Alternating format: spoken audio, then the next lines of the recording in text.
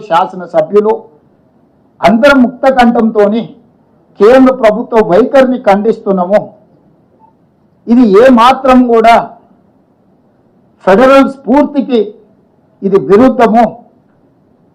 Federal స్ఫూర్తిని దెబ్బతీసే విధంగా వ్యవహరిస్తున్న నరేంద్ర మోడీ గారి వైఖరిని మనం అందరం కూడా ఖండించాల్సిన అవసరం ఉన్నది. అందుకే ఈరోజు నా పర్యటన అడ్డుకున్నారు, కానీ నా లక్ష్యాన్ని మీరు ఆపలేరు. అందుకే అధికారులను అమెరికాకి పంపించిన. ఆక్స్ఫర్డ్తో మన అధికారులు ఒప్పందాలు చేసుకోబోతున్నారు ఇవాళ రేపు. ఇతర యూనివర్సిటీలను కూడా వాళ్ళు సందర్శించి మన ప్రతిపాదనల్ని వాళ్ళ ముందు పెట్టబోతున్నారు. మన రాష్ట్రంలో పెట్టుబడులను ఆకర్షించడానికి అవసరమైన అన్ని ఆహ్వానాలు వాళ్ళు అందజేస్తారు. మన క్యాబినెట్లోని మీకు అందరికీ తెలుసు, Telangana rising global summit invest Telangana నేపథ్యంలో డిసెంబర్ 7, 8, 9 తారీఖుల్లో ఫ్యూచర్ సిటీలో పెద్ద ఎత్తున మనం ఇన్వెస్ట్మెంట్ సమ్మిట్ జరుపుకోబోతున్నాము.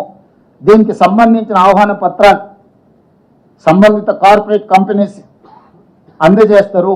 ఎందుకంటే వాళ్ళు 4-5 నెలల ముందే వాళ్ళ పర్యటనను ఖరారు చేసుకోవాలి. వాళ్ళ కంపెనీలు వాళ్ళ బోర్డు అప్రూవల్స్, ఇన్వెస్ట్మెంట్స్ని బోర్డులో అప్రూవల్ తీసుకోవాలంటే వాళ్ళకి తగిన సమయం ఇవ్వాలి.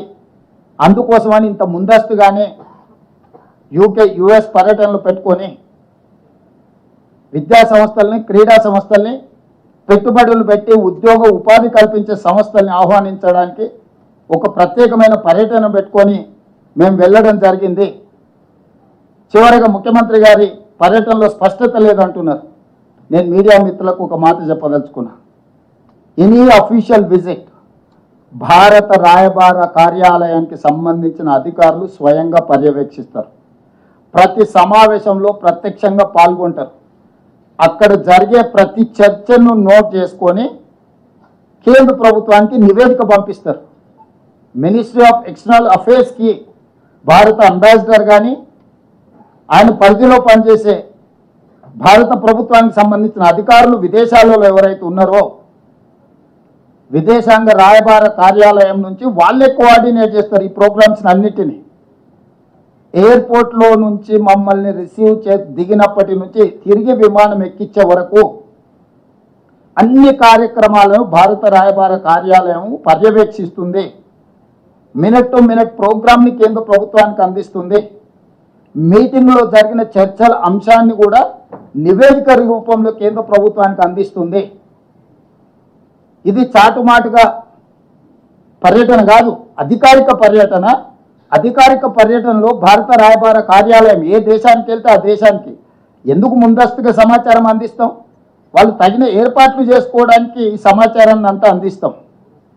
కాబట్టి ఇవన్నీ అందించి ఇవన్నీ ఎక్స్టర్నల్ అఫేర్స్ మినిస్టర్ తెలియదా? ఆయన కూడా ఇంతకుముందు అంబాసిడర్గానే పనిచేసింది కదా విదేశాలలో.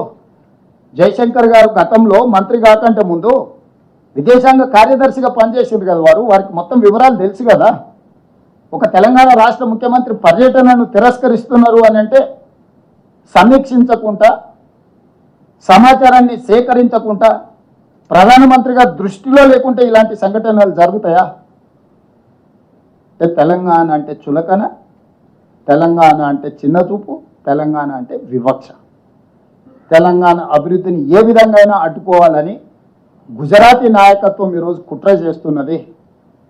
దీన్ని ముక్త కంఠంతో మేమందరం తెలంగాణ రాష్ట్ర ప్రభుత్వం తరఫున మంత్రులు, ఎంపీలు, ఎమ్మెల్సీలు, ఎమ్మెల్యేలు ప్రతి ఒక్కరు తెలంగాణ వాదులు ఖండించాల్సిన సందర్భం. మేమందరం ఖండిస్తున్నాం. మీడియా మిత్రులు కూడా ఈ విషయాన్ని ప్రజలందరికీ చేరే విధంగా ఈరోజు మీరు ఈ కార్యాచరణ తీసుకొని ముందుకు వెళ్ళాలి. ఇది ఒక రేవంత్ రెడ్డికి జరిగిన అవమానం కాదు, 4 కోట్ల తెలంగాణ ప్రజలకు, తెలంగాణ రాష్ట్ర ప్రభుత్వానికి జరిగిన అవమానంగా భావించి ఈ విషయాలన్నిటిని కూడా ప్రజలకు చేరవేయాల్సిందిగా మీడియా మిత్రులను కోరుకుంటున్నాను. Yes, Telangana government cabinet has decided to take up Telangana Rising 2047 in December 7th, 8th and 9th. We wanted to organize a investment summit from Telangana state For that promotion, we have decided to travel UK and US to invite best of the best universities, sports academies, and investments. We have visited Oxford, London School of Business, other Ivy League institutions in UK. But Government of India has decided to decline permission to visit USA.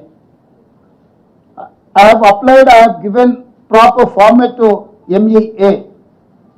But simple single line, they have told that they have given that clearance from political angle is declined. What is the meaning of political decline? What is the reason of political? The reason is that I belong to Congress party, I belong to Telangana state. Narendra Modi and Bhupendra Patel belongs to Gujarat. He has given permission to visit Gujarat Chief Minister to US. Last 1 week, almost 8 days, he is traveling around Canada and US.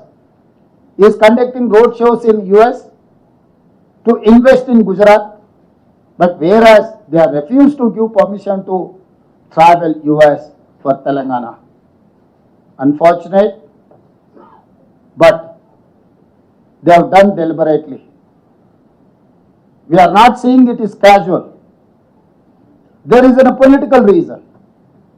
They are creating obstructions to invest in Telangana. They wanted to send a message to the globe saying that we are going to tolerate whoever is going to invest in Telangana, they are going to punish them. I have seen all these 30 months.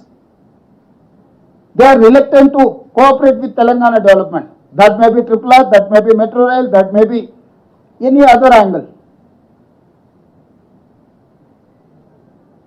Why? Because Narendra Modi is thinking that he is an ambassador for Gujarat. He doesn't want to grow any other parts of the country. He only said that Viksit Bharat 2047, Sabka Saath, Sabka Vikas. Where is that Vikas? Why you have refused to allow me to travel US? What is the reason? The reason is simple. They don't want to grow any state beyond a point. They don't want to allow anyone to invest in Telangana state.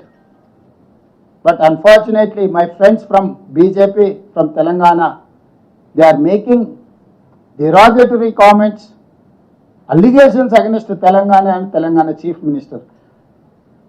This is not individual issue. This is the issue of Telangana. They have to understand. They got elected from Telangana. People have voted Bharatiya Janata Party in Telangana. They have given 8 parliament seats.